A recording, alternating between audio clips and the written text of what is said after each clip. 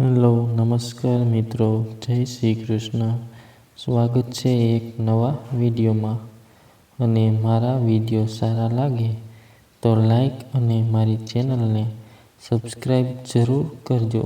તો ચાલો શરૂ કરીએ આજની વાત. જે છેલ્લે સુધી સાંભળવા નમ્ર વિનંતી.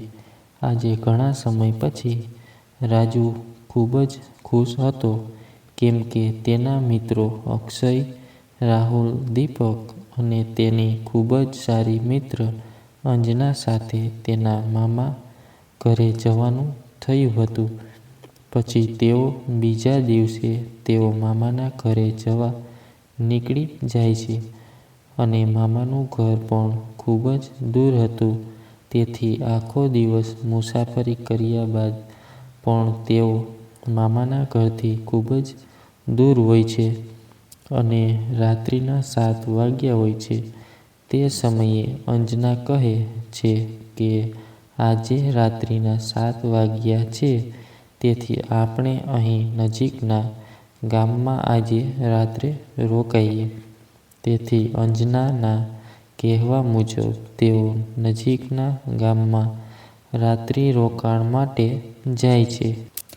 પણ તેઓને ત્યાં કોઈ ઓળખતું નથી, તેથી તેમના રાત્રિના રોકાણ માટે કોઈના ઘરે રોકાવું તે યોગ્ય લાગતું નથી. તેથી તેઓ ગામના કોઈ વડીલ વ્યક્તિને પોતાની વાત જણાવે છે. અને તે વડીલ વ્યક્તિની મદદથી ગામની વાડીમાં તેમની રાત્રિ રોકાણની વ્યવસ્થા થઈ જાય છે. એટલે બધા ખૂબ જ ખુશ હોય છે. ત્યાં અક્ષય કહે છે કે હવે શાંતિ થઈ, આપણા રાત્રિ રોકાણની વ્યવસ્થા થઈ ગઈ છે, તેથી આજની રાત્રિની ચિંતા નહીં.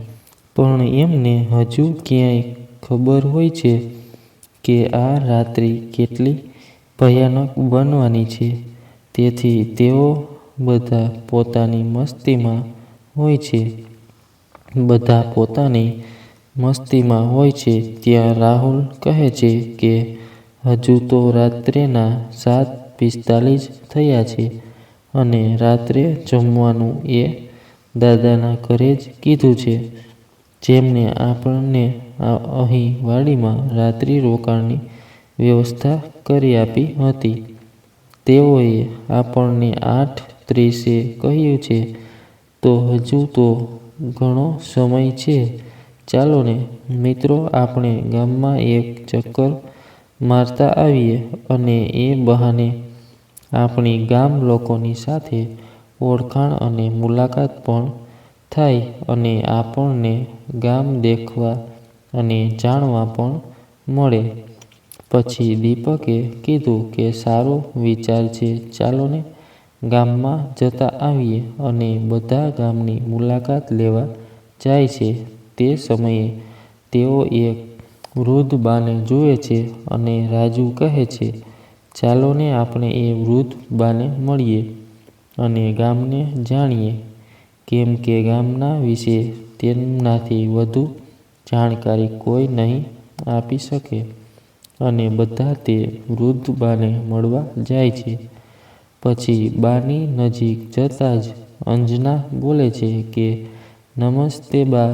ત્યાં બા પણ એક સ્મિત સાથે કહે છે કે જય શ્રી કૃષ્ણ. પછી બા કહે કે બેટા, તમે કોણ? મેં તમને ના ઓળખ્યા. તેના પછી રાજુ કહે છે કે આ મારા મિત્રો છે, રાહુલ, દીપક, અંજના અને અક્ષય.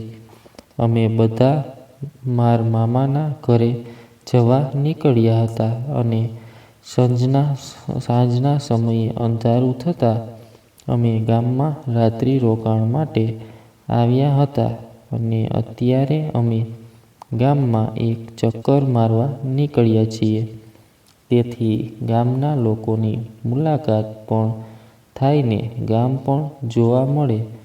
ત્યારે બા હળવા સ્મિત સાથે કહે છે કે બહુ જ સારો વિચાર છે તમારો, પણ એક વાતનું ધ્યાન રાખજો કે ગામમાં ભલે તમે બધે ફરો, પણ ગામના તળાવ જોડે રાત્રે કોઈ જતા નહીં, કેમ કે ત્યાં આત્માઓનો વાસ હોય છે અને રાત્રે ગામના તળાવ જોડે જતા લોકોનો ભોગ લે છે, એટલે તમે ત્યાં ના જતા. બધા બાની આગળ તો સારું કહે છે કે અમે નહીં જઈએ, પણ બધાના મનમાં ત્યાં જવાની ઈચ્છા હોય છે. એટલે બાને મળીને જેઓ થોડા આગળ જાય છે, ત્યાં રાહુલ કહે છે કે ચાલો ને આપણે ગામના તળાવ જોડે જતા આવીએ અને ત્યાં જોઈએ કે કેવી આત્માઓ રહે છે. ત્યાં અંજના કહે છે કે ના બાબા ના, આપણે ક્યાંય નથી જવું, અત્યારે સીધા જ જમવા જઈએ. અને મેં ફિલ્મો અને સિરિયલોમાં પણ જોયું છે કે લોકો આવી વાતોની અવગણના કરે છે અને પછી તેઓ મૃત્યુ પામે છે. ત્યાં દીપક બોલે છે કે કમોન અંજના, મને નથી ખબર કે છોકરીઓ પણ આટલી ડરપોક હોય છે ને ફિલ્મો અને સિરિયલોની વાત સાચી માને. તે સિરિયલો અને ફિલ્મોમાં બને, વાસ્તવિક દુનિયામાં નહીં. ત્યાં રાજુ પણ બોલે છે કે મને અંજનાની વાત સાચી લાગે, આપણે ત્યાં ન જવું જોઈએ. પછી રાહુલ અને દીપક કહે છે શું કહેવું અક્ષય, ત્યાં જવું જોઈએ કે નહીં? એટલે અક્ષય બોલે છે કે રાજુ અને અંજના ડરે છે એટલે નથી જવું. આપણે એ બંને ડરપોક છે. એટલે રાજુ અને અંજના ગુસ્સે થઈને કહે છે કે અમે ડરપોક નથી, અમે તો સિરિયલો અને ફિલ્મોમાં જે જોયું તે કહીએ છીએ. એટલે અક્ષય કહે છે કે ફિલ્મોની દુનિયા અને વાસ્તવિક દુનિયામાં ઘણો ફરક હોય છે. એટલે જરૂરી નથી કે ફિલ્મો અને સિરિયલોમાં જે બને તે વાસ્તવિક દુનિયામાં પણ બને. તો ચાલો આપણે ગામના તળાવે જતા આવીએ અને આમ પણ જમવાની હજુ 15 મિનિટ બાકી છે, એટલામાં આવતા રહીશું. એટલે બધા અક્ષયની વાતને હા કહીને તે તળાવ તરફ જવા નીકળે છે. પછી તેઓ ચાલતા ચાલતા થોડાક સમયમાં તળાવની જોડે પહોંચે છે અને ગામનું સુંદર રમણીય તળાવ જુએ છે. અને તળાવને જોતા જ અંજના બોલે છે કે વાહ, કેટલું સુંદર તળાવ છે, મેં આના પહેલાં આવું તળાવ ક્યારેય પણ નથી જોયું. અને તળાવની આજુબાજુ આવતા પક્ષીઓનો અને જીવજંતુના અવાજ કેટલા સારા છે, અને તળાવના પાણીમાંથી આવતો ઠંડો પવન મનને કેટલી શીતળતા આપે છે. ત્યાં જ રાજુ બોલે છે કે ખબર છે ને પેલા બાએ શું કહ્યું હતું, તળાવ જેટલું જ સુંદર છે તેટલા જ લોકોનો ભોગ પણ લે છે. આપણે અહીં વધારે સમય ના રોકાતા જલ્દીથી નીકળી જઈએ. ત્યાં જ રાહુલ બોલે છે કે જો રાજુ ડરપોક બોલ્યો, અહીં આટલા સુંદર તળાવમાં થોડી કોઈ આત્મા હોય કે લોકોનો ભોગ લે? અને દીપક પણ તેની હામાં હા મિલાવી કહે છે કે સાચી વાત છે રાહુલની, અને જોશમાં બોલે છે કે આવવા દો આત્માઓને, આજે એમને પણ જોઈ લઈએ કે કેવી રીતે ભોગ લે છે. અને ત્યાં જ અક્ષય બોલે છે કે અહીં આવી જ ગયા છીએ તો ચાલો ને મિત્રો અહીં બેસીએ, કેટલી સુંદર જગ્યા છે. અને બધા જ થોડી વાર માટે ત્યાં બેસે છે અને જાત જાતની વાતો કરીને મજાક મસ્તી કરે છે. અને ત્યાં જ એક ભાઈ લાકડીના ટેકે આ મજાક મસ્તી કરતા મિત્રો જોડે આવે છે અને કહે છે કે તમે અહીં વધારે ના રોકાવો અને ફટાફટ ચાલ્યા જાઓ. અને ત્યાં જ રાહુલ બોલે છે કે અમે આ જગ્યા પર હાલ તો આવ્યા છીએ, એટલે થોડા સમય માટે અહીં રોકાઈશું અને જગ્યા પણ સારી છે, એટલે અમને પણ મજા આવે છે. ત્યાં પેલો ભાઈ બોલે છે કે તમારી આ મજા ક્યાંક તમારી સજા ના બને એનું ધ્યાન રાખજો. અને એટલામાં જ અંજના બોલે છે કે મને પણ આમની વાત સાચી લાગે, અહીં વધારે ના રોકાવું જોઈએ. ત્યાં જ રાજુ બોલે છે કે અંજના બરાબર કહે છે, આપણે અહીં ના રોકાવું જોઈએ. અને હું તો ચાલ્યો, તમારે રોકાવું હોય તો રોકાવો, મારે નહીં રોકાવું.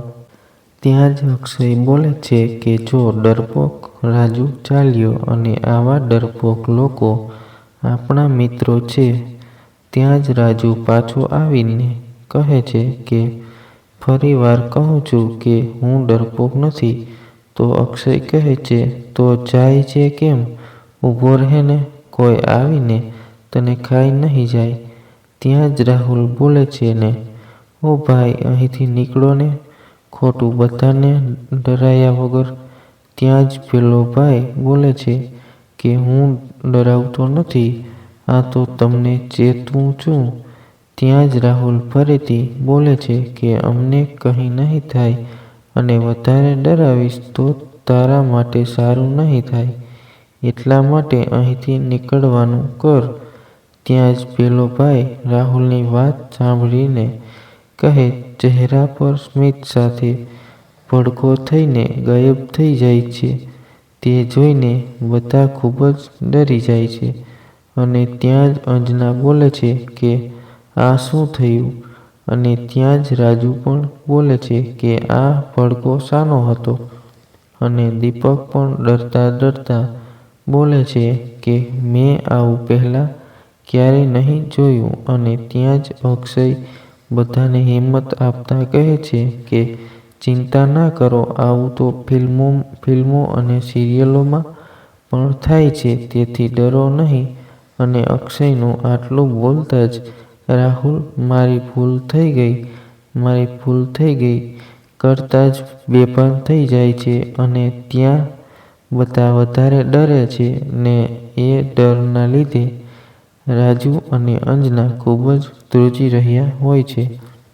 ત્યાં જ દીપક ફરી બોલે છે કે હા રાજુ, અક્ષય સાચું કહે છે, આપણે આ સમયે રાહુલની મદદ કરવી જોઈએ, ના કે પછી આવી ફિલ્મી વાતોથી ડરવું જોઈએ. અને રહી વાત ભડકો થવાની, તો હું નથી માનતો કે તે ભૂત કે કોઈ આત્મા હોઈ શકે. આપણને કોઈ ડરાવીને અહીંથી ભગાડવા માંગે છે. ત્યાં અંજના કહે છે કે તમારે જે કહેવું હોય એ અને જે માનવું હોય તે માનો, પણ આ આત્મા જ હતી. ત્યાં જ અક્ષય ગુસ્સે થઈને કહે છે કે અહીં આપણા મિત્રોને મદદ કરવી જોઈએ, એ બેભાન છે તો એને ભાનમાં લાવવો જોઈએ. એની જગ્યાએ તમે આત્મા અને ફિલ્મોની વાતો કરો છો. આપણે એને ભાનમાં લાવવા માટે ગામમાં લઈ જઈએ અને એને ભાનમાં લાવીએ, કેમ કે અહીં બધા ડરી રહ્યા છો. અને આવી રીતે તો રાહુલ ભાનમાં આવ્યા પછી પણ બીમાર પડશે, એટલે ગામમાં એને લઈ જઈએ અને ગામ લોકોની મદદથી ભાનમાં લાવીને એને હિંમત આપીએ, તેથી તેનો ડર હોય તો દૂર થઈ જાય. તેથી બધા મિત્રો એને ગામ લોકો જોડે લઈ જવા રાહુલને ઊંચકી લે છે. અને ચાલતા ચાલતા તેઓ ગામ લોકો જોડે આવવા નીકળે છે. ત્યાર પછી થોડા સમયમાં જ તેઓ ગામ લોકો જોડે રાહુલને લાવે છે અને તેનો ચહેરા ઉપર પાણી છાંટીને તેને ભાનમાં લાવવા આવે છે. અને ભાનમાં આવતા જ રાહુલ બોલે છે કે મને શું થયું હતું? ત્યારે જ અક્ષય રાહુલ વધારે ડરે નહીં એટલે કહે છે કે કંઈ નહીં થયું.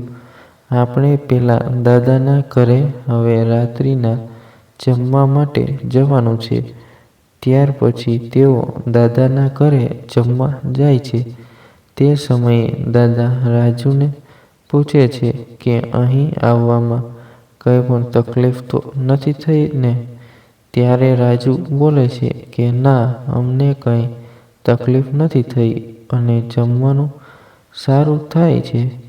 તે સમયે અંજનાથી રહેવાયું નહીં અને એને પૂછ્યું કે દાદા, આ તળાવ જોડે લાકડીવાળો ભાઈ આવે છે અને તે ભડકો થઈને ગાયબ કેમ થઈ જાય છે? ત્યાં જ દાદા અંજનાને પૂછે છે કે તને આની ખબર ક્યાંથી પડી? ત્યારે અંજના કહે છે કે અમે ગામ લોકો જોડેથી સાંભળ્યું હતું. અહીં અંજના તેઓ તળાવ જોડે રાત્રે ગયા હતા તે વાત છુપાવવા માગે છે. ત્યાં જ દાદાએ કીધું કે એ લાકડીવાળો ભાઈ અમારા ગામના મણીભાનો છોકરો છે. આજથી લગભગ 2 વર્ષ પહેલાં તેનું ગામના તળાવના કાંઠે રાત્રે ખેતરથી ઘરે આવતા મૃત્યુ થયું હતું અને એની આત્મા આજે પણ તળાવના કાંઠે દેખાય છે. એટલું સાંભળતા જ રાહુલ બોલે છે કે હવે હું વધારે નહીં જમી શકું. મને બહુ જ થાક લાગ્યો છે એટલે હું વાડીમાં જાઉં છું. અને ત્યાં જ રાજુ બોલે છે કે આમ એકલો જઈશ? થોડી રાહ જો, હજુ તો જમવાનું શરૂ થયું છે. આપણે જમીને સાથે નીકળીશું. ત્યાં જ રાહુલ ગુસ્સે થઈને બોલે છે કે તમારે આવવું હોય તો આવો, હું તો જાઉં છું. અને ગુસ્સે થઈને ત્યાંથી વાડીએ આવવા એકલો નીકળી પડે છે. ત્યાં જ અંજના અક્ષયને પૂછે છે કે શું થયું આને? કેમ એટલો ગુસ્સે થઈને સરખું જમ્યો પણ નહીં અને નીકળી ગયો? ત્યાં જ અક્ષય કહે છે કે એ થાકી ગયો છે એટલે એ આરામ કરવા નીકળી ગયો હશે. આપણે કંઈ પણ ચિંતા કર્યા વગર જમી લઈએ અને જમીને એને આપણે વાડીમાં મળીશું. ત્યાં જ દીપક બોલે છે કે રાહુલ આપણે બેસ્ટ મિત્ર છે અને આવું આજથી પહેલાં કોઈ દિવસ નથી કર્યું.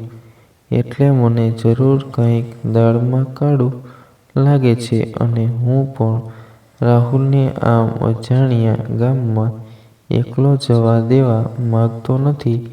એટલે હું પણ તેની પાછળ જાઉં છું જેથી કંઈ પણ તકલીફમાં એની મદદ કરી શકાય. ત્યાં જ અંજના કહે છે કે અક્ષય, તું તો દીપકને સમજાવ કે તે શાંતિથી જમી લે અને આમ ટેન્શન ના વધારે.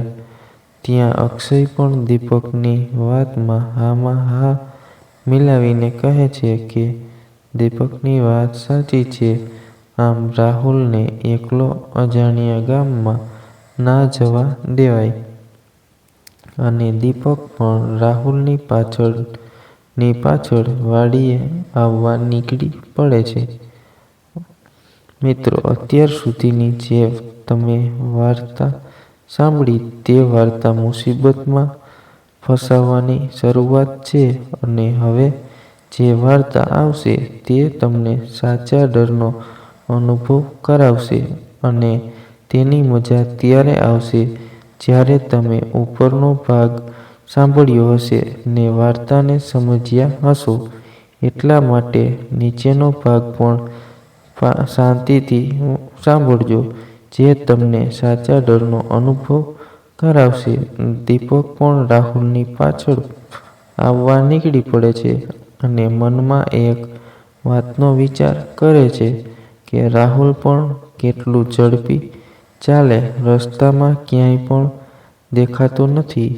આમ આવા વિચારો કરતા દીપક વાડીના રસ્તે રાહુલની પાછળ આવતો હોય છે અને એટલામાં જ દીપક એક ભાઈને લાકડીના ટેકે ટેકે પોતાની તરફ આવતા જુએ છે અને મનમાં વિચારે છે કે આટલી રાત્રે લાકડીના ટેકે ટેકે મારી સામે કોણ આવી રહ્યું છે?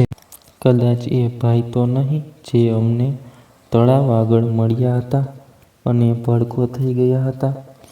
તો પણ એ મન મક્કમ કરીને વિચારે છે કે ના ના, એ ભાઈ થોડા અહીં આવે અને હું પણ આવી વાતોમાં ડરી રહ્યો છું. ત્યાર પછી થોડી વારમાં એ ભાઈ દીપકની સામે આવીને ઊભા રહે છે. પણ આ શું? એમની જોડે તો એક યુવાન સ્ત્રી અને બીજા 2 વૃદ્ધ લોકો હતા, જેમની તરફ દીપકની નજર જાય છે અને ત્યાર પછી પેલા દાદાની વાત યાદ આવે છે કે આ તો ભાઈ 2 વર્ષ પહેલા મૃત્યુ પામ્યા હતા અને એની આત્મા તળાવે ભટકે છે. તેથી દીપક ડરતા ડરતા અવાજે બોલે છે કે તમે એ જ ભાઈ છો ને જે અમને તળાવે મળ્યા હતા? તો પેલા સામેવાળા ભાઈ કહે છે, હા. એટલે આ સાંભળીને દીપક બહુ જ ગુસ્સે ભરાય છે અને પેલા ભાઈની સામે ઊંચા અવાજે કહે છે કે તમારા લીધે મારો મિત્ર રાહુલ ત્યાં બેભાન થયો હતો અને અત્યારે સરખું જમ્યો પણ નહીં અને તમે જ અમને ડરાવતા હતા અને ભડકો થઈ ગયા. હવે હું તમને નહીં છોડું. હવે તમારું આવી બન્યું. ત્યાં જ ફરીથી દીપક બોલે છે કે અમે લોકો જમવા ગયા ત્યાં દાદા કહેતા હતા કે તમે મણિભાના છોકરા છો જેમનું 2 વર્ષ પહેલા અવસાન થયું હતું. શું આ વાત સાચી છે? ત્યાં પેલો સામેવાળો ભાઈ કહે છે, હા, એ વાત સાચી છે. મતલબ બોલતા જ દીપક ગભરાઈને જમીન ઉપર પડી જાય છે. ત્યાં જ તે ફરીથી ગભરાતા ગભરાતા બોલે છે કે તમે આત્મા કેવી રીતે હોઈ શકો? કેમ કે તમે તો માણસ જ દેખાઓ છો અને મેં ફિલ્મોમાં અને સિરિયલોમાં પણ જોયું છે અને મારી બા જોડેથી પણ મેં ભૂતની કહાનીઓ સાંભળી છે કે ભૂતના પગ ઊંધા હોય છે, તે ડરાવના હોય છે અને તેમના માથાના વાળ સફેદ હોય છે, સફેદ કપડાં પહેરે છે અને તે હવામાં ઉડે છે અને તેમની આંખો લાલ હોય છે અને તે પેટમાં ઘૂસી જાય છે અને તે ખૂબ જ ભયાનક લાગે છે અને અંતે તે મારી પણ નાખે છે. પણ તમારામાં તો આવું મને કંઈ નથી દેખાતું. એટલે તમે આવા ડરાવના નાટક બંધ કરો, નહીંતર તમારું આવી બન્યું. આટલું સાંભળતા જ પેલો ભાઈ કહે છે કે તે ફિલ્મો, સિરિયલો અને કહાનીમાં ભૂત વિશે સાંભળ્યું હશે અને આજે વાસ્તવિક દુનિયામાં જોઈ પણ લે.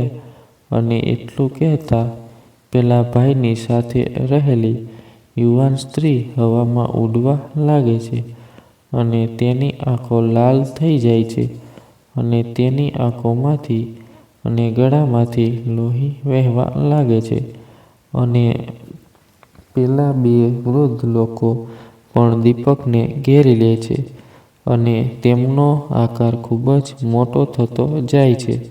આ જોઈને દીપક બચાવો બચાવોની બૂમો પાડે છે, પણ કોઈ સાંભળનાર હોતું નથી અને અંતે પેલા ભાઈની સામે જુએ છે જે લાકડીના ટેકે ટેકે ચાલતા હતા અને તેમનું માથું પણ ધડમાંથી અલગ થઈને હવામાં ઉડવા લાગે છે અને એમનું ધડ દીપક સામે ચાલતું ચાલતું આવે છે અને દીપકની એકદમ નજીક આવીને ઊભું રહી જાય છે અને ત્યાં જ દીપક પણ બેભાન થઈ જાય. ત્યાં જ અક્ષય, અંજના અને રાજુનું જમવાનું પૂરું થઈ જાય છે અને તેઓ દાદાને કહે છે કે જમવાનું બહુ જ સારું બન્યું હતું, તમારો ખૂબ ખૂબ આભાર દાદા. અને એટલું જ કહેતા અંજના બોલી કે મને રાહુલની અને દીપકની બહુ જ ચિંતા થાય છે કે તેમણે જમવાનું સરખું જમ્યું પણ નહીં અને તેઓ બંને ખૂબ જ ભૂખ્યા હશે. અને ત્યાં જ અક્ષય કહે છે કે આપણે વાડીએ પહોંચવું જ જોઈએ. એટલે બધા દાદાનો આભાર માનીને વાડીએ આવવા નીકળી પડે છે. અને રસ્તામાં રાજુ બોલે છે કે જમવાનું ખૂબ જ ટેસ્ટી હતું, મજા આવી ગઈ. ત્યાં જ અંજના રાજુને ટોકતા કહે છે કે રસ્તામાં આટલી રાત્રે જમવાની વાત ના કરાય. અને ત્યાં જ અક્ષય કહે છે ચાલો હું તમને એક જોક સંભળાવું. અને તેઓ આમ જ પોતાની મસ્તીભરી વાતો કરતા કરતા વાડી તરફ આવતા હોય છે. અને ત્યાં જ રાજુની નજર દીપકના રસ્તામાં પડેલા હાથ રૂમાલ તરફ પડે છે અને કહે છે કે જુઓ મિત્રો, આ દીપકનો હાથ રૂમાલ. અને જ્યાં અંજના પણ કહે છે કે આ જુઓ દીપકના સેન્ડલ. અને ત્યાં જ અક્ષયની નજર સેન્ડલની બાજુમાં રહેલા વિચિત્ર નિશાન તરફ જાય છે. અને અક્ષય કહે છે કે અહીં જુઓ મિત્રો, આ એક વિચિત્ર નિશાન પણ દેખાઈ રહ્યું છે અને તેની બાજુમાં જ કોઈને ઘસેડીને લઈ જવાના પણ નિશાન છે. અને ત્યાં જ અંજના બોલે છે કે હે ભગવાન, દીપકની સાથે કોઈ અનહોની તો નહીં બની હોય ને. અને ત્યાં જ અક્ષય રાજુ અને અંજના ને હિંમત અપાવતા કહે છે ચિંતા ના કરો, દીપકને કંઈ નહીં થાય. પણ આ ઘસેડીને લઈ જવાના નિશાન કઈ તરફ જઈ રહ્યા છે. અને ત્યાં જ અંજના બોલે છે કે આ નિશાન તો તળાવ તરફ જઈ રહ્યા છે. તો શું દીપક? એમ કહેતા જ અંજના પણ ખૂબ જ ડરી જાય છે. અને ત્યાં જ અક્ષય કહે છે કે અરે યાર, આમ તમે ડરો નહીં અને મને પણ ડરાવો નહીં. ત્યાં જ અક્ષય કહે છે કે અંજના અને હું તળાવ તરફ જઈએ અને દીપકને બચાવીએ. અને રાજુ, તું વાડીમાં જા અને ત્યાં રાહુલ હશે એટલે ત્યાં જઈને એનું ધ્યાન રાખજે. અમે હાલ જ આવીએ છીએ. અને એટલું જ કહેતા અંજના અને અક્ષય તળાવ તરફ જવા નીકળે છે. અને રાજુ વાડીમાં આવવા ઝડપથી નીકળે છે. અને થોડા સમયમાં જ દીપકને શોધવા અંજના અને અક્ષય તળાવ નજીક આવે છે. અને દીપકને શોધવાનું શરૂ કરે છે. અને દીપક દીપક કરીને બૂમો પણ પાડે છે અને પણ ત્યાં કોઈ દેખાતું નથી. અને તેથી અંજના અને અક્ષય ખૂબ જ ચિંતા કરે છે. અને ત્યાં જ એકાએક જ તળાવમાં કોઈના ડૂબવાનો અવાજ આવે છે અને બચાવ બચાવની બૂમો સંભળાય છે. ત્યાં જ અંજના અક્ષયને અને કહે છે સામેના કાંઠે કોઈ ડૂબી રહ્યું હોય એવો અવાજ આવી રહ્યો છે. અને ત્યાં જ અક્ષય બોલે છે કે આ અવાજ તો દીપકનો છે. અને ત્યાં જ તેઓ દીપક દીપક કરતા સામેના કાંઠે આવી પહોંચે છે. પણ એટલામાં બહુ જ મોડું થઈ ગયું હોય છે. એટલે દીપકનું મૃત્યુ થઈ જાય છે અને એની લાશ સામેના કાંઠે આવી જાય છે. આ જોઈને અંજના અને અક્ષય ખૂબ જ ગભરાઈ જાય છે. અને અંજના દીપક દીપક કરતી રડવા લાગે છે. અને ત્યાં જ અક્ષય કહે છે આપણે આ સમયે હિંમતથી કામ લેવાનું છે.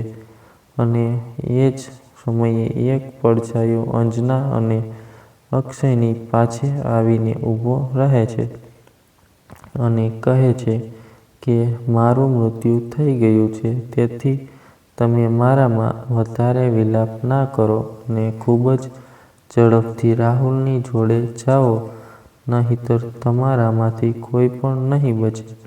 આટલું સાંભળતા જ અંજના અને અક્ષય રાહુલની જોડે આવવા ખૂબ જ ઝડપથી નીકળે પડે છે અને ત્યાં જ રાજુ પણ રાહુલની જોડે વાડીમાં આવી પહોંચે છે. પણ આ શું? રાજુ જુએ છે કે રાહુલ દિવાલની સમક્ષ મોઢું રાખીને બેઠો છે અને દિવાલ ઉપર કંઈક નિશાન બનાવી રહ્યો હોય છે અને આ નિશાન પણ વિચિત્ર અને ડરાવના હોય છે. અને વાડીના બધા જ પંખા અને લાઈટો પણ ચાલુ હોય છે. એટલે ત્યાં જ રાજુ, રાહુલ, તું શું કરે અને આ નિશાન શાના બનાવે અને આખા રૂમની લાઈટો કેમ ચાલુ રાખે? તને ખબર પડે છે કે નહીં કોઈ આપણને આમ રાત્રિ રોકાણ કરવા વાડી આપે અને આપણે તેનો દુરુપયોગ કરીએ? ત્યાં રાહુલ કંઈ પણ બોલતો નથી. તેથી રાજુ કહે છે કે હું તને કંઈ પૂછી રહ્યો છું, કંઈક ઉત્તર આપ. અને ફરીથી પણ રાહુલ કંઈ પણ બોલતો નથી. તેથી રાજુ ખૂબ જ ગુસ્સે થાય છે અને જોરથી બોલે છે, તને સંભળાય છે કે નહીં? અને હવે મારા ધૈર્યની પરીક્ષા ના લઈશ અને જણાવ કે આ નિશાન શાના છે અને કેમ આમ લાઈટને પંખા આખી વાડીના ચાલુ કર્યા છે? અને ત્યાં પણ રાહુલ કંઈ પણ બોલતો નથી. અને અંતે રાજુ કહે છે કે તું એમ નહીં માને ને? અને તે રાહુલના ખભા પર પાછળથી હાથ મૂકે છે. ત્યાં રાહુલ એક ભયંકર અવાજ સાથે બોલે છે કે મારા ખભા પરથી હાથ લઈ લે રાજુ. આ સાંભળીને રાજુ બોલે છે કે હવે તું મને ડરાવે છે અને હસે છે.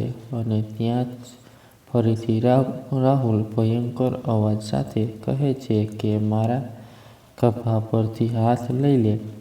પણ રાજુ આ વખતે ઓવર કોન્ફિડન્સમાં આવી જાય છે અને કહે છે કે હું હાથ નહીં લઉં.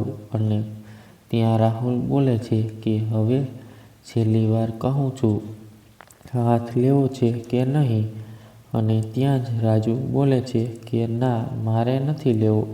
અને આવા અવાજ કાઢીને દીપકને ડરાવજે, મને અને અંજનાને નહીં. પડી ખબર? અને રાજુનું આટલું કહેતા જ રૂમની અને વાડીની બધી જ લાઈટો અચાનક બંધ થઈ જાય છે અને વાડીનો અને રૂમનો દરવાજો ખૂબ જ જોરથી વખાઈ જાય છે. અને ત્યાર પછી ખૂબ જ ડરાવની આંખોથી રાહુલ રાજુ સામે જુએ છે. રાજુને રાહુલની આંખો ખૂબ જ લાલ અને એનો અવાજ પણ ભયંકર લાગે છે. અને રાહુલની ગરદન પણ ચારેય દિશામાં ઘૂમી રહી છે. આ જોઈને રાજુ રાહુલ કરતા નીચે પડે છે અને તે ખૂબ જ ડરી જાય છે. અને ત્યાર પછી રાહુલ હવામાં ઉપર ઉડવા લાગે છે અને રાજુનું પણ ગળું પકડીને તેને હવામાં ઊંચે સુધી લઈ જાય છે. જ્યાં રાજુ ખૂબ જ તડફડિયા મારે છે અને બચાવ બચાવની બૂમો પણ પાડે, પરંતુ રાજુનો અવાજ ડરના લીધે દબાઈ જાય છે. અને રાહુલનું શરીર પણ ખૂબ જ સફેદ થવા લાગે છે. અને ત્યાર પછી રાહુલ રાજુને ગળાથી પકડીને તેને દૂર એક ટેબલ પડ્યું હોય છે તેની ઉપર ફેંકી દે છે. અને રાજુ ટેબલ ઉપર પડે છે અને ટેબલની ધાર રાજુના કપાળમાં વાગવાથી ખૂબ જ લોહી આવે છે અને રાજુને ચક્કર આવે છે અને તેને ઘૂંઘરું દેખાવાનું પણ શરૂ થઈ જાય છે અને અંતે તે બેભાન થઈ જાય છે. અને આ બાજુ પણ અંજના અને અક્ષય ખૂબ જ ઝડપથી વાડી તરફ આવતા હોય છે અને ત્યાં રસ્તામાં તેમણે લાકડીનો ટેકો લઈને આવતા કોઈક ભાઈને જુએ છે અને તેની સાથે એક યુવાન સ્ત્રી પણ હોય છે અને ત્યાં જ અક્ષય સમજી જાય છે આ એ જ છે જે આપણને તળાવના કાંઠે મળ્યા હતા અને તેઓ આપણી તરફ આવી રહ્યા છે.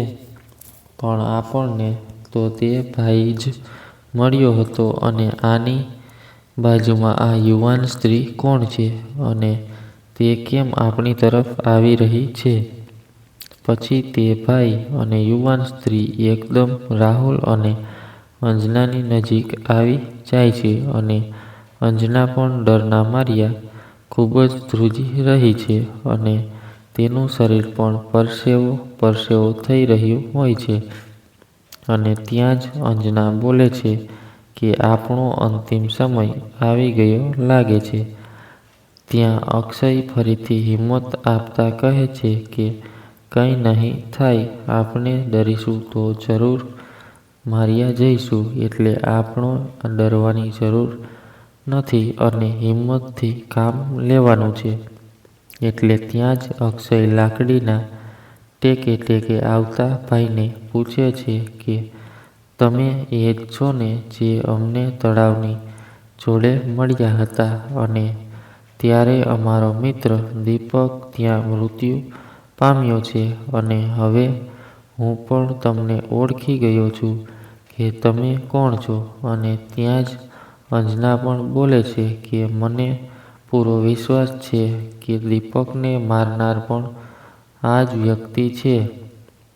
ત્યાં જ અક્ષય પૂછે છે કે શું તમે જ દીપકને માર્યો હતો?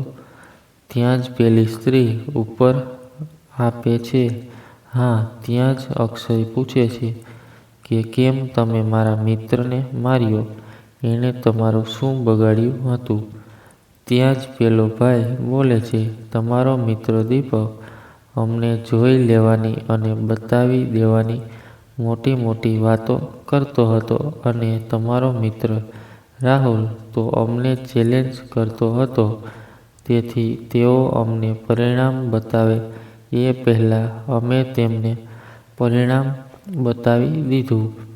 મતલબ રાહુલ કરતો અક્ષય ઘૂંટણિયે બેસી જાય છે અને ખૂબ જ રડવા લાગે છે. અને ત્યાં જ અંજના બોલે છે કે અમને તમારી વાતોમાં વિશ્વાસ નથી આવતો અને અત્યારે પણ અમારો રાહુલ સુરક્ષિત છે. ત્યાં જ પેલો ભાઈ બોલે છે કે જાઓ વાડીએ અને જોઈ લો તમારા રાહુલને. અને ત્યાં જ પેલી સ્ત્રી પણ બોલે છે તમારામાંથી કોઈ જ નહીં બચે, બધા જ માર્યા જશો. અને એટલું કહીને ત્યાં જ એક ભડકા જેવું થઈને બંને અદૃશ્ય થઈ જાય છે. અને અંજના અક્ષયને હિંમત આપતા કહે છે કે હજુ પણ આપણે હિંમત ના હારવી જોઈએ અને આપણો રાહુલ અત્યારે પણ જીવતો અને સુરક્ષિત છે. આ લોકો આપણને ડરાવે છે, તેથી આપણે ખૂબ જ ઝડપથી વાડીએ પહોંચવું જોઈએ અને આપણો રાજુ પણ ત્યાં પહોંચી ગયો હશે એટલે રાહુલને કંઈ નહીં થાય. અને ત્યાં જ અક્ષય અને અંજના ખૂબ જ ઝડપથી વાડીએ આવવા દોડે છે. અને અંજના અને અક્ષય ખૂબ જ ઝડપથી વાડીએ પહોંચી જાય છે અને વાડીના દરવાજે પહોંચતા જ અક્ષયના હાથ ઉપર લોહીના ટીપાં પડે છે. અને અક્ષય અંજનાને કહે છે આ જો મારા હાથ ઉપર કંઈક પડ્યું. અને ત્યાં જ અંજના કહે છે કે આ તો લોહીના ટીપાં છે અને તે ઉપરથી પડ્યા લાગે છે. અને અંજના અને અક્ષય ઉપર તરફ જુએ છે તો ત્યાં ઝાડ ઉપર કોઈ લટકતું દેખાય છે. અને અંજના અક્ષયને કહે છે કે અહીં કોઈક લટકતું દેખાય છે.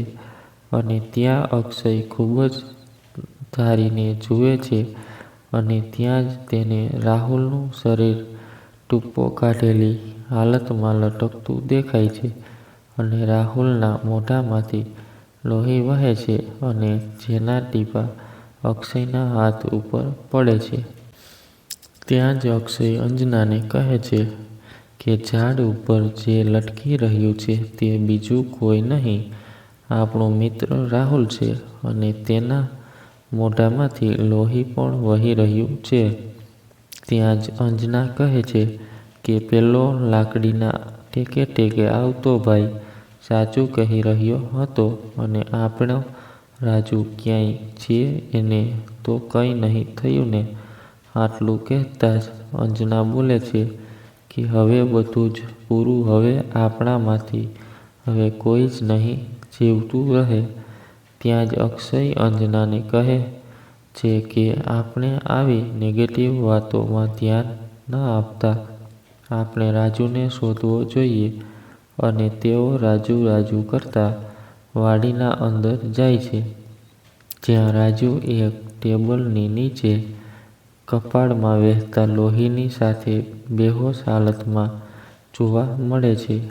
અને ત્યાં જ અંજના રાજુ કરીને ખૂબ જ કરુણતાથી રડવા લાગે છે. અને ત્યાં જ અક્ષય પાણી લાવે છે અને રાહુલના મોઢા પર થોડાક પાણીના ટીપાં છાંટે છે અને રાજુને ફરીથી હોશ આવી જાય છે. અને હોશ આવતાની સાથે જ રાજુ રાહુલ કરીને ખૂબ જ ડરે છે અને રોવે છે. ત્યાં જ અંજના કહે છે, શું થયું રાજુ, કેમ આટલો ડરે છે? અને આ કપાળમાં શું વાગ્યું તે આટલું બધું લોહી વહે છે? અને એટલું જ કહેતાની સાથે અક્ષય પોતાનો હાથ રૂમાલ રાજુના કપાળમાં બાંધી દે છે. તેથી લોહી આવતું ધીરે ધીરે બંધ થઈ જાય છે. અને પછી રાજુ પોતાની સાથે બનેલી ઘટના અક્ષય અને અંજનાને કહે છે. અને ત્યાં જ અંજનાને વધારે ડરના લીધે તેણે પણ ચક્કર આવવા લાગે છે અને ઉલટીઓ પણ થવા લાગે છે. ત્યાં જ અક્ષય પાણી લાવીને અંજનાને પાય છે અને અક્ષય રાજુને જણાવે છે કે દીપક અને રાહુલનું મૃત્યુ થઈ ગયું છે અને પેલો લાકડીના ટેકાવાળો ભાઈ નહીં પણ તે પોતે એક આત્મા છે અને તે જ બધાને મારી નાખે છે. એટલે અંજના પૂછે છે, હવે શું કરવું? આપણે વાડી છોડીને દૂર જતા રહીએ? ત્યાં જ અક્ષય કહે છે કે ના, આપણે એવું કરીશું તો તે આપણને એક એક કરીને મારી નાખશે. એટલે અહીં સાથે રહીને આપણે લડાઈ લડીશું. અને અંજના ફરી પૂછે છે કે હવે શું કરવું? ત્યાં જ રાજુ કહે છે કે મને તો કંઈ નહીં સૂઝતું. ત્યાં જ અક્ષય કહે છે કે આપણે શાંતિથી અત્યારે સૂઈ જઈએ અને સહેજ પણ અવાજ કે કંઈ પણ થતાં તરત જ જાગી જઈશું. અને આપણી વાડીને અને આપણા રૂમને હું અંદરથી તાળું મારી દઉં છું, જેથી કોઈ બહાર ના જાય અને એની ચાવી મારી જોડે રહેશે. જેથી કરીને કોઈને કંઈ પણ તકલીફ આવે ત્યારે આપણે સાથે જઈશું. એટલે બધા જ સૂઈ જાય છે અને અક્ષય રૂમને અને વાડીને તાળું મારી દે છે. અને ત્યાં જ રાત્રિના 2 વાગતા જ અંજનાને કોઈ બોલાવતું હોય તેમ લાગે છે અને તે ઊભી થઈને બારીની બહાર જુએ છે તો ત્યાં જ રાહુલ અને દીપક અંજના બચાવો અને મદદ કરો તેની બૂમો પાડતા સંભળાય છે. અને તેમની પાછળ એક માથા વગરનું ધડ તેમને મારવા માટે દોડી રહ્યું છે. અને અંજના આ જોતાં જ કંઈ પણ વિચાર્યા વગર રાહુલ અને દીપકની મદદ કરવા માટે રૂમ અને વાડીના પાછલા બારણેથી પહોંચી જાય છે અને ત્યાં જ પહોંચતા જ રાહુલ અને દીપક ક્યાંય પણ દેખાતા નથી અને તરત જ પાછળથી જોરથી હસવાનો અવાજ આવે છે અને અંજના પાછળ ફરીને જુએ તો એક માથા વગરનું ધડ ઊભું હોય છે, જેનું માથું હવામાં હોય છે અને ધડ નીચે જમીન પર હોય છે અને બાજુમાં જ એક યુવાન સ્ત્રી દેખાય છે, જેની આંખોમાંથી અને ગળામાંથી લોહી વહી રહ્યું હોય છે અને અંજના આ જોઈને ત્યાંથી ભાગવા જાય છે, પણ ત્યાં જ તે આત્માઓથી ઘેરાઈ જાય છે અને આત્માઓ તેના શરીરમાં પ્રવેશ કરે છે અને અંજનાનું શરીર આત્માઓને વશ થઈ જાય છે. એટલે ત્યાં આગળ એક લાકડાનો અણીદાર ટુકડો હોય છે, જે અંજના પોતાના પેટમાં અને ગળામાં મારે છે અને ત્યાં જ અંજનાનું પણ મૃત્યુ થઈ જાય છે.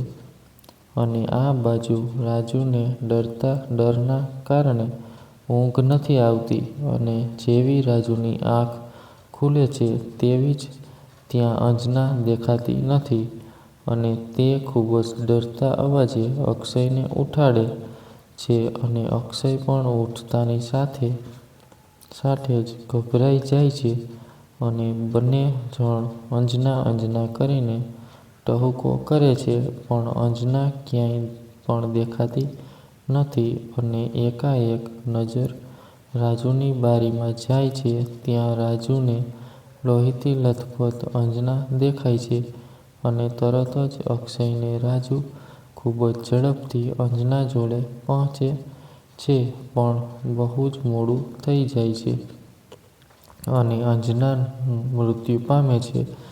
આ જોઈને અક્ષય અને રાજુ ખૂબ જ ડરી જાય છે અને રાજુ પણ ખૂબ જ ભાંગી પડે છે અને અક્ષયને કહે છે કે આપણું મૃત્યુ નક્કી છે, આપણે પણ નહીં બચી શકીએ અને આ આપણો અંતિમ સમય છે. ત્યાં જ અક્ષય રાજુને કહે છે કે ભગવાનથી મોટું કોઈ નથી આ દુનિયામાં, ચાલ મારી સાથે.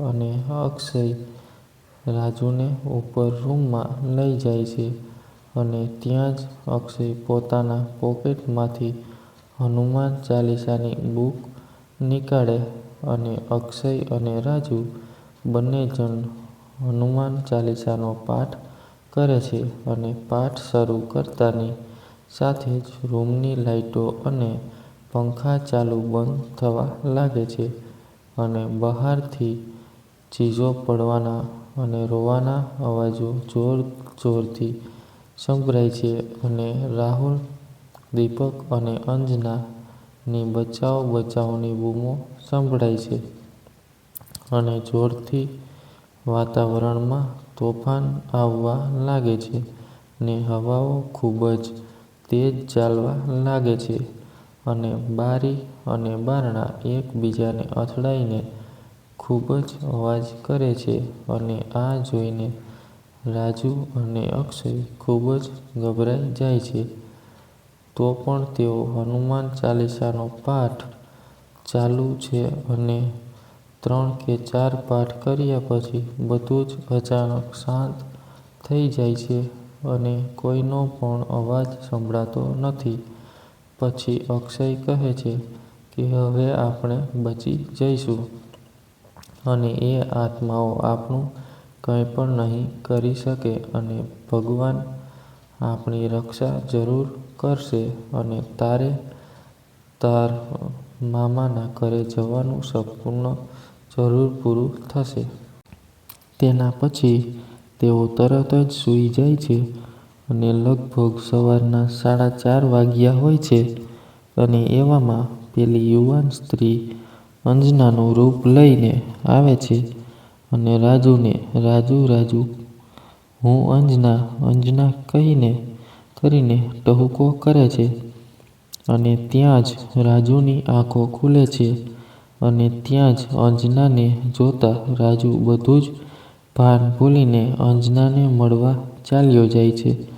અને ત્યાં જ અક્ષયની પણ આંખો ખુલે છે અને તે પણ રાજુની પાછળ ને પાછળ રાજુને બચાવવા માટે જાય છે. અને રાજુ તરત જ અંજનાને જોતા અંજના કરીને મળવા જાય છે અને તરત જ અંજનાના રૂપમાં રહેલી યુવાન સ્ત્રી દૂર રહેલો એક મોટો પથ્થર ખૂબ જ ઝડપથી રાજુને માથા તરફ મારે છે. પણ જેવો પથ્થર રાજુને વાગવા જાય છે તેવો જ અક્ષય વચમાં આવી જાય છે અને તે પથ્થર અક્ષયના માથામાં વાગી જાય છે અને અક્ષયનું માથું પથ્થર વાગવાથી ખૂબ જ લોહીલુહાણ બને છે અને અક્ષય ત્યાં જ મૃત્યુ પામે છે. આમ અક્ષયનું પણ મૃત્યુ થાય છે.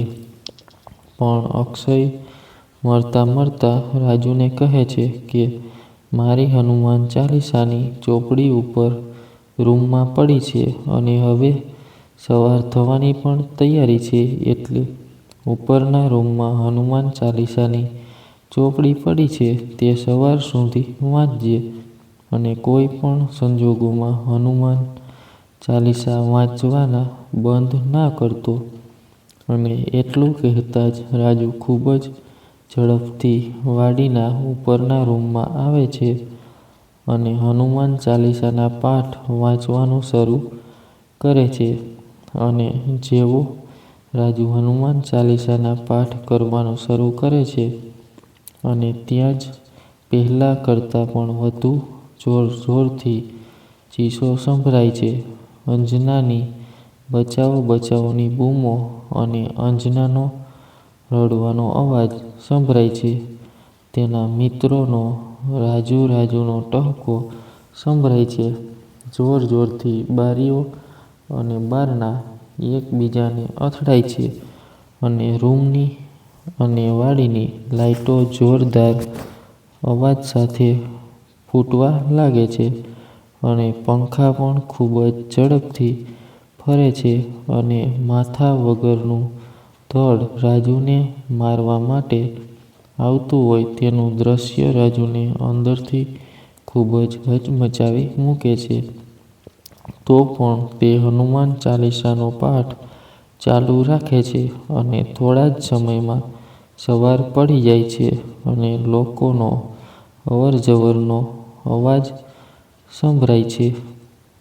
અને એટલામાં જ 4 લોકો રાજુની નજીક આવીને ઊભા રહે છે અને રાજુ કરે છે. અને રાજુની નજર પડતાં જ તે 4 મિત્રો બીજું કોઈ નહીં પણ રાહુલ, દીપક, અંજના અને અક્ષય જ છે, જે હવે મૃત્યુ પામીને આત્મા બની ગયા હોય છે. અને ત્યાં જ રાજુએ 4 મિત્રોને જોઈને ખૂબ જ ધ્રુસ્કે રડે છે અને તેમને ખૂબ જ યાદ કરે છે. અને એટલામાં જ અંજના બોલે છે કે રાજુ, હવે રડીશ નહીં, હવે કોઈ ખતરો નથી અને તું બચી ગયો છે અને હવે તું તારા મામાના ઘરે જવાની ઈચ્છા જરૂર પૂરી થશે.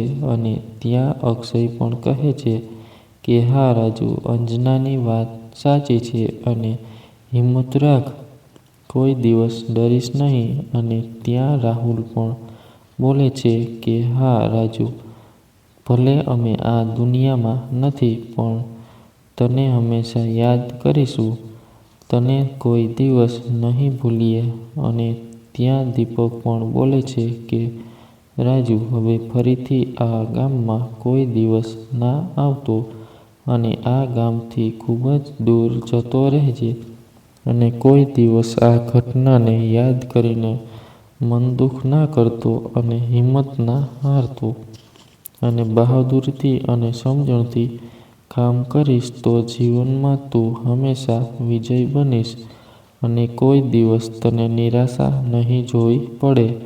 અને ત્યાં રાજુ પણ પોતાના મિત્રોને કહે છે કે હું તમને હંમેશા યાદ કરીશ અને મને એક વચન આપો મિત્રો. તો તેના મિત્રો કે બોલ રાજુ કે મેં તમને આ દુષ્ટ આત્માઓને લીધે ગુમાવ્યા છે. તેવા કોઈ બીજા લોકો આ રીતે મૃત્યુ ના પામે અને બીજા લોકો પોતાના સ્વજનોના ગુમાવે તે માટે હંમેશા તમે આ દુષ્ટ આત્માઓથી બધા લોકોનું રક્ષણ કરજો અને કોઈનું પણ મૃત્યુ ના થવા દેતા અને તેમના ઈરાદા કોઈ દિવસ સફળ ના થવા દેતા. મને આટલું વચન આપો. અને ત્યાં જ અંજના કહે છે કે અમે તને આપણી મિત્રતાની સોગંદ ખાઈને વચન આપીએ છીએ કે તારા વચનની દરેક વાત પૂરી થશે અને કોઈ દિવસ બીજી વાર આવું નહીં બને અને ગામના લોકો સુરક્ષિત પણ રહેશે. અને આટલું કહેતાની સાથે જ તેના મિત્રો એક હળવા સ્મિત સાથે આછા પ્રકાશમાં અદૃશ્ય થઈ જાય છે અને ત્યાં જ લોકો અવરજવર ખૂબ જ વધી જાય છે. અને એટલામાં જ રાજુ અને તેના મિત્ર રાત્રે જે દાદાના ઘરે જમવા માટે ગયા હતા તે દાદા સવારનો નાસ્તો અને ચા લઈને વાડીમાં આવે છે અને ત્યાં રાજુને લોહીથી લથપથ હાલતમાં જુએ છે અને વાડીમાં ખૂબ જ ગંભીર રીતે નુકસાન થયેલું જુએ છે. અને ત્યાં રાજુ તેના મિત્રોની અને પોતાની સાથે બનેલી બધી જ ઘટના દાદાને કહે છે. અને આ ઘટના સાંભળીને દાદાનું પણ હૃદય અત્યંત દ્રવી જાય છે અને દાદા રાજુને દવાખાને લઈ જાય છે જ્યાં તેની સારવાર ચાલુ થાય છે. અને દાદા બધી જ વાત ગામ લોકોને કરે છે અને ત્યાં જ ગામ લોકો રાજુના મામાને ફોન કરે છે અને રાજુના મામા બપોર સુધીમાં રાજુને લેવા આવી જાય છે. અને બપોર સુધીમાં વાડીની આજુબાજુથી અને તળાવમાંથી રાજુના મિત્રો અક્ષય, અંજના, રાહુલ અને દીપકની મૃત હાલતમાં લાશો મળે છે. અને બપોર પછી રાજુના મામા રાજુને લઈને તેમના ઘરે જવા નીકળી જાય છે અને સાંજે રાજુ મામાના ઘરે પહોંચી જાય છે. આમ રાજુની મામાના ઘરે જવાની ઈચ્છા પૂરી થઈ જાય છે. અને તે ઘટના પછી ગામમાં તળાવે મૃત્યુ પામતા લોકોની સંખ્યા ખૂબ જ ઓછી થઈ જાય છે અને ફરીથી લોકો નિર્ભય રીતે પોતાનું જીવન જીવે છે. અને ગામના સરપંચ પણ તે વાડીને પાડીને તેની જગ્યાએ રાજુના મિત્રો અક્ષય, દીપક, અંજના અને રાહુલના સ્મારક બનાવે છે અને તે સ્મારકની પૂજા કરે છે. અને તે પછી ગામ લોકોની અને ગામની ઘણી તકલીફો દૂર થઈ જાય છે અને ગામમાં કોઈ પણ તકલીફ આવતી નથી અને ગામ ફરીથી સમૃદ્ધ બને છે. અને આ બાજુ રાજુ આ ઘટનાને કોઈ દિવસ ભૂલી શકતો નથી અને આ ઘટનાને કારણે રાજુના માનસિક સ્વાસ્થ્ય ઉપર ખૂબ જ ગંભીર અસર થાય છે અને રાજુ માનસિક બીમારીનો ભોગ બને છે. અને આ માનસિક બીમારી તેના શારીરિક સ્વાસ્થ્ય ઉપર પણ ખૂબ જ ગંભીર અસર કરે છે અને રાજુ શરીરની રીતે પણ ખૂબ જ ગંભીર બીમારીનો ભોગ બને છે અને તેની ઘણી બધી હોસ્પિટલમાં સારવાર થાય છે પણ તે સ્વસ્થ થઈ શકતો નથી અને તે થોડાક મહિનાની સારવારના અંતે મૃત્યુ પામે છે. આમ રાજુ અને તેના મિત્રોની રાત્રિ રોકાણની વાર્તાનો કરુણ અને અનોખા ડર સાથે વાર્તાનો અંત આવે છે. આવી વાર્તા આગળ સાંભળવા માંગતા હોય તો કોમેન્ટ કરી જરૂરથી જણાવજો. જો પસંદ આવી હોય તો હા અને આવી વાર્તા આગળ ના જોવી હોય તો ના જરૂરથી લખજો. તમારી કોમેન્ટની ડિમાન્ડ ઉપર અમે નવી વાર્તા તમને પસંદ આવે એવી અપલોડ કરતા રહીશું. તો સપોર્ટ કરવા વિનંતી. જય શ્રી કૃષ્ણ, જય માતાજી. હવે મળીશું કાલની એક નવી અને ઇન્ટરેસ્ટિંગ સ્ટોરી સાથે.